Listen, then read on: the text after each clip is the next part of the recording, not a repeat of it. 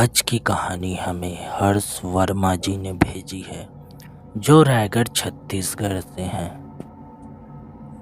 तो दोस्तों, आइए सुनते हैं आज की कहानी हर्ष वर्मा जी की ही जुबानी।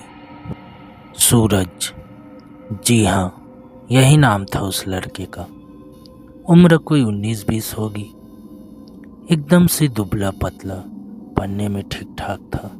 शहर में रहकर अपनी पढ़ाई कर रहा था। वह जिस महाविद्यालय में पढ़ाई करता था वह शहर से थोड़ा बाहर था और पूरी तरीके से जंगल जैसे क्षेत्र में था। वह अपने महाविद्यालय के ही हॉस्टल में रहता था। वह जिस हॉस्टल में रहता था वह 5 मंजिला थी। सूरज का कमरा 4थी मंजिल पर था। कभी अगर वह भूलवश अपने कमरे की खिड़कियां या दरवाजे को खुला छोड़ देता तो बंदर, गिलहरी आदि उनके कमरे में आ जाते। सूरज प्रतिदिन शाम के लगभग 5 बजे अपने कमरे से बाहर निकलकर बालकनी में बैठकर हारमोनियम बजाता और गुनगुनाता। उसे प्रकृति की गोद में होने का एहसास होता, जिससे उसके चेहरे पर बराबर प्रसन्नता छाई रहती और पढ़ने में भी खूब मन लगता। एक दिन जब वह बालकनी में बैठकर हारमोनियम बजा रहा था और सुमधुर आवाज में गुनगुना रहा था, तभी अचानक उसे पता नहीं क्यों ऐसा लगा कि कुछ दूरी पर एक जंगली पेड़ की ओर से उसे कोई देख रहा है। वह थोड़ा सकपका गया, पर थोड़ा संभल कर और हारमोनियम बजाना बंद करके गुनगुनाते हुए ही खड़ा होकर दूर उस पेड़ के आसपास देखने लगा।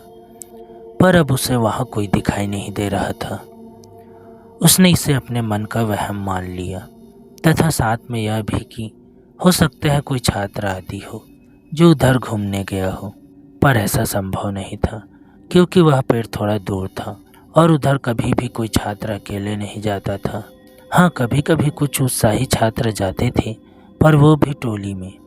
खैर, वह फिर से आकर बैठकर हारमोनियम बजाने लगा, पर अब उसका मन हारमोनियम बजाने में न लगकर बार बार उसी पेड़ की ओर चला जाता। दूसरे दिन जब वह बालकनी में हारमोनियम लेकर बैठने ही जा रहा था, तभी अचानक उसका ध्यान उसी जंगली पेड़ की तरफ चला गया, पर वहां उसे कोई नहीं दिखा। फिर वह बालकनी में बैठकर हारमोनियम बजाने लगा, पर पता नहीं क्यों हारमोनियम बजाते बजाते आज भी अचानक उसका ध्यान उधर जाने लगा।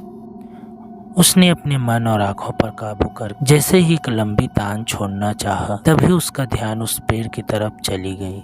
हाँ, वहाँ अब कोई दिखाई दिया जो थोड़ा सा पेड़ की आड़ में होकर इसके तरफ ही शायद देख रहा था। सूरज अपनी जगह पर खड़ा हो गया और गौर से उस पेड़ की ओट में खड़े व्यक्ति पर अपनी नज़रें टिकाने की कोशिश करने लगा। जी हाँ, वहाँ कोई तो था, और वो भी अकेले। और इतना ही नहीं, यह भी सही बात थी कि वह सूरज को ही देख रहा था, पर अब भी ये क्लियर नहीं हो पा रहा था कि वो कौन है। कोई बाहरी आदमी, कोई औरत, या महाविद्यालय का ही कोई छात्र या छात्रा। रात को सूरज की नींद गायब थी। वह लेटे लेटे बार बार यही सोचने की कोशिश कर रहा था कि आखिर वह कौन है जो पेड़ की ओर से उस पर नजर लगाए रहता है। कहीं कोई गलत इरादे से तो उसे नहीं देख रहा। बहुत सारे अजीबोगरीब सवाल भी अब उसके मन में आ रहे थे। खैर, कैसे भी करके सुबह में उसकी हल्की सी नींद आई, पर लगभग 7 बजे उसके बगल वाले कमरे में रहने वाले बच्चे ने उसे चिल्लाकर जगा दिया। उसे कुछ काम था। सूरज जगकर अपने दरवाजे की केवाड़ खोला और उस बच्चे द्वारा कुछ मांगने पर उसे दे दिया, पर वह जमाई लेते हुए बालकनी में आ गया। अरे ये क्या, इतनी सुबह फिर उस पेड़ के पीछे उसे कोई दिखाई दिया। पर आज वह व्यक्ति ऐसा लग रहा था कि हाथ के इशारे से उसे बुला रहा हो। दूरी थोड़ी अधिक थी और छोटे छोटे झुरमुट और पेड़ आदि भी तो थे, इसलिए कौन है यह स्पष्ट नहीं हो पा रहा था। खैर, अब सूरज पूरी तरह से ध्यान से उस पेड़ की तरफ ही देखने लगा। धीरे धीरे सूरज का मन एकाग्र और शरीर की बेचैनी बढ़नी शुरू हो गई थी, और अब उसे ऐसा लग रहा था कि उस पेड़ के पास कोई किशोरी खड़ी है जो हाथ के इशारे से उसे बुला रही है। सूरज को पता नहीं अब क्या होने लगा था। उसका दिमाग काम करना बंद कर दिया था।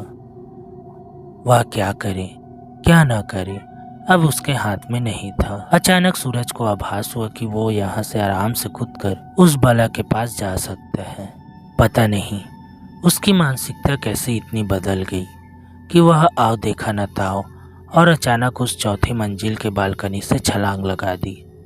छलांग लगाते ही उसे ऐसा लगा कि पेड़ के पास खड़ी लड़की अचानक उड़कर उसके पास आ गई और उसे थाम कर उसी पेड़ के पास लेकर चली गई। यह सब इतना जल्दी हुआ कि सूरज को कुछ भी समझ नहीं आया। पेड़ के पास जाकर सूरज एक बिछड़े प्रेमी की तरह गुनगुनाने लगा और वह भला मन मन मुस्कुरा के थिरकने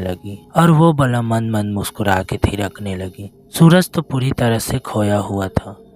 उसे कुछ भी पता नहीं चल रहा था वह कौन है और कैसे यहाँ आ गया।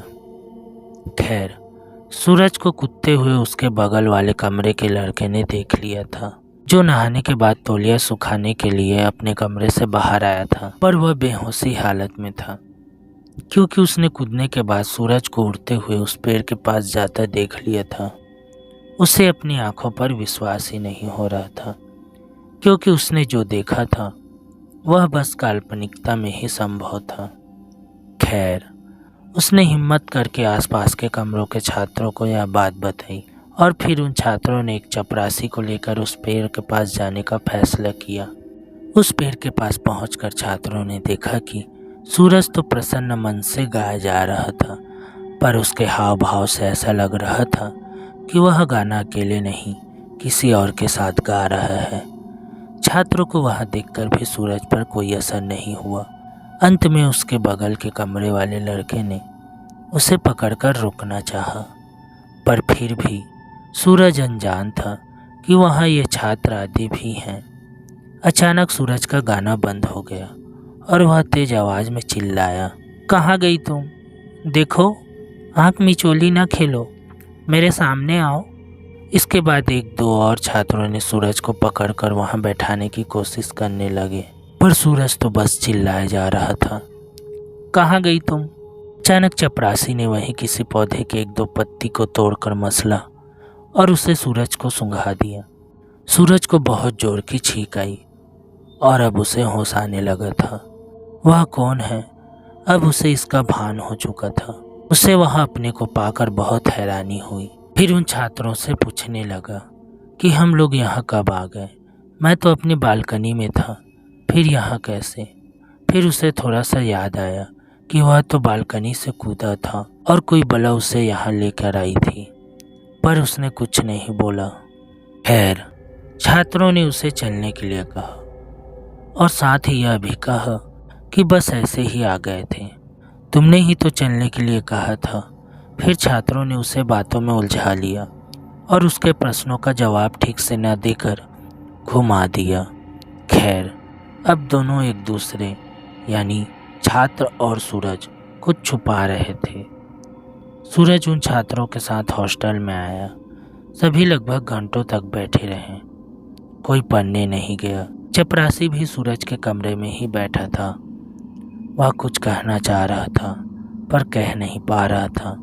अब वह अपने आप को रोक नहीं पाया और वहाँ बैठे सभी छात्रों से कहा कि उस पेड़ के पास कोई आत्मा है, इसका उसे भी एहसास है, पर वह आत्मा कभी उसके सामने तो नहीं आई और न ही उसका कुछ बुरा किया, पर आत्मा जरूर है, इसका उसे कई बार आभास हो चुका है।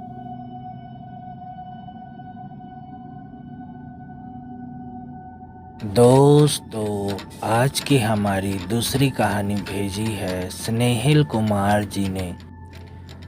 तो दोस्तों, आइए सुनते हैं ये कहानी उन्हीं की जुबानी। वैभव, जो 26 साल का है, उसकी अभी अभी नई शादी हुई है और उसकी एक खूबसूरत सी बीवी भी है।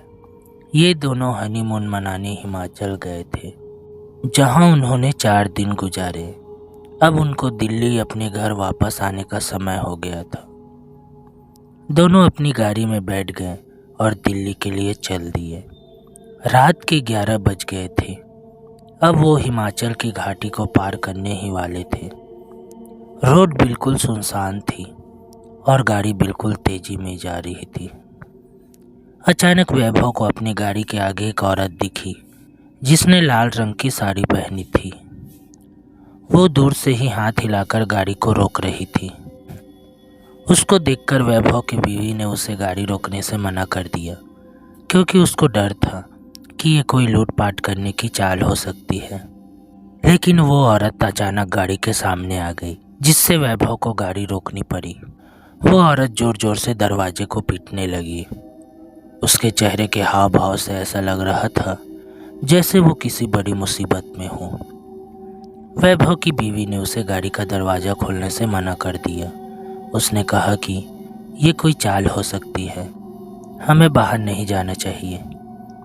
पर वैभव ने बोला कि अगर सच में ये किसी मुसीबत में होगी तब क्या, शायद उसे हमारी ज़रूरत हो,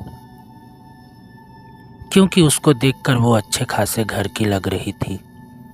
ये बोलते ही वैभव ने गाड़ी का दरवाज़ा खोल दिया और बाहर आ गया। वो औरत घबराते हुए बोली, प्लीज़ मेरी मदद करो। वैभव ने बोला, क्या हुआ?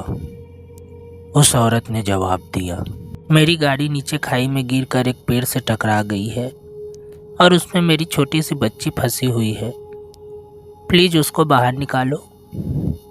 ये सुनते ही वैभव की बीवी भी बाहर आ गई और तीनों खाई की ओर भागे। उन्होंने देखा कि वो गाड़ी थोड़ी नीचे एक पेड़ से टकराई हुई है। वैभव झट से नीचे की ओर गया। उसने देखा कि पीछे वाली सीट पर एक बच्ची बैठी है जो रो रही है। वैभव ने दरवाज़ा खोलना चाहा, पर वो नहीं खुला। दरवाज़ा अटका हुआ था। उसने बहुत कोशिश की, तब जाकर वो दरवाज़ा खुला। वैभव ने उस लड़की को बाहर निकालकर अपनी गोद में रख लिया, पर लड़की अब भी रोए जा रही थी, मम्मी मम्मी कर रही थी। तभी वैभव की नज़र आगे वाली ड्राइविंग सीट पर गई, जहां उसे कोई बैठा हुआ लगा। लेकिन आगे वाली गाड़ी का शीशा धुंधला था, तो साफ नज़र नहीं आ रहा था। उसने अपने कपड़ों से उसे साफ किया और जो वैभव ने देखा उसे देखकर उसके पैरों तले जमीन ही खिसक गई। उसको विश्वास ही नहीं हो रहा था। उसने देखा कि आगे वाली सीट पर और कोई नहीं, उस बच्ची की माँ थी जो मदद के लिए वैभव को बुला रही थी। उसने देखा कि वो औरत के माथे से खून निकल रहा था और उसकी मौत हो चुकी थी। वैभव की पत्नी ने वैभव की हालत देखकर झट से उसके पास आई और वो भी ये मंजर देखकर हैरान हो गई। ये देखते ही वैभव और उसकी पत्नी ने पीछे की ओर देखा, जहाँ वो औरत खड़ी थी, पर अब वहाँ कोई नहीं था।